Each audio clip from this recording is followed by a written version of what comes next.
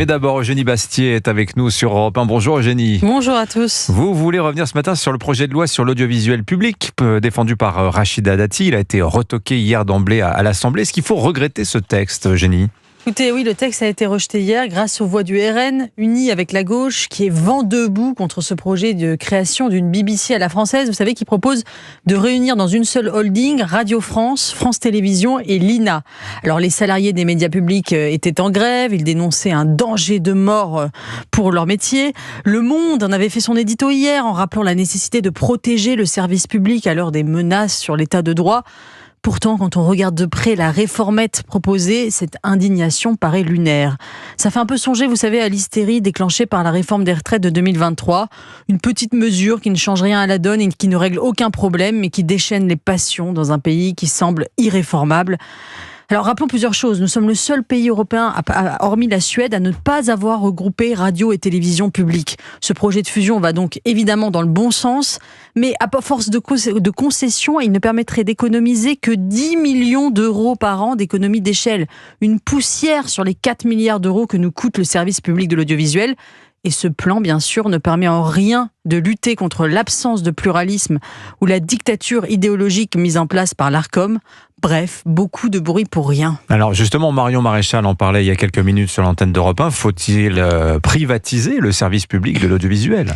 Je n'irai pas aussi loin. Je pense qu'il est sain pour un pays d'avoir des médias indépendants des puissances financières privées, tout comme il est sain qu'il y ait des médias privés indépendants de l'État. Même si les premiers bénéficient d'une concurrence déséquilibrée, parce que par exemple, ils ont accès à un réseau de diffusion sur tout le territoire. Mais je pense qu'il faut certainement en privatiser une partie et faire des économies drastiques. Vous savez, quand le service public de l'audiovisuel a été créé en 1964, son mantra était informer, éduquer, distraire. On peut se demander si cette dernière mission, distraire, est encore utile quand tous les médias et les centaines de chaînes de la TNT font du divertissement. Est-il utile de payer avec de l'argent public des jeux télévisés ? Est-il utile de payer Le Move, une radio jeune public qui diffuse du hip-hop et du rap ? De payer des humoristes à faire des blagues ? De payer la délocalisation de C'est à vous au Festival de Cannes ? De payer 2 orchestres à Radio France ? La gabegie d'argent public est aujourd'hui totale. Un exemple parmi 100 qui m'a frappé dernièrement, le magazine Complément d'enquête qui fait des tournages en extérieur avec des drones pour des interviews en fauteuil qui pourraient très bien se passer en studio. Mais pourquoi se priver puisque c'est Nicolas qui paie ? Et il paie beaucoup, 4 milliards par an. La question de fond finalement, Eugénie Bastier, n'est-elle pas celle du pluralisme ? Oui, bien sûr, parce que la gabegie est une chose, le manque de pluralisme idéologique en est une autre. Non seulement Nicolas paie, mais il paie bien souvent pour se faire insulter.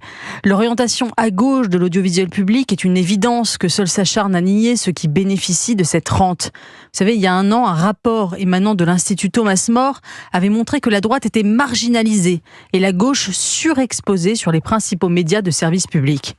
Alors dans un pays sous tension budgétaire, où une part de plus en plus minimale des contribuables paie pour l'ensemble des services publics, cette absence de représentation est insupportable.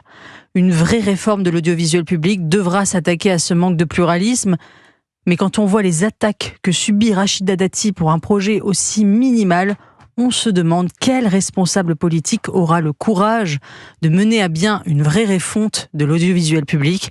C'est pourtant une nécessité budgétaire et démocratique. Signature Europe 1, Eugénie Bastier. Merci beaucoup, Eugénie.